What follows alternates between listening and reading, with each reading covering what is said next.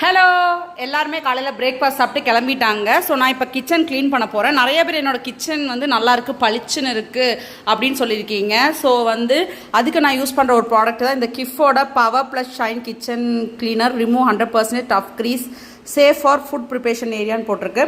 So எப்போவுமே clean பண்ணும்போது இது ஜஸ்ட் இப்படி ஸ்ப்ரே பண்ணிவிட்டு தொடச்சேன்னா எனக்கு இந்த ஆயில் க்ரீஸு, அப்புறம் பார்த்திங்கன்னா என்னதான் வந்து நம்ம தொடச்சாலும் இந்த எண்ணெய் பிசுபிசுப்பு இருக்கும் இல்லையா, அதெல்லாம் இருக்கும் இல்லையா, அதெல்லாம் வந்து நல்லா போக்கி தந்துடும்.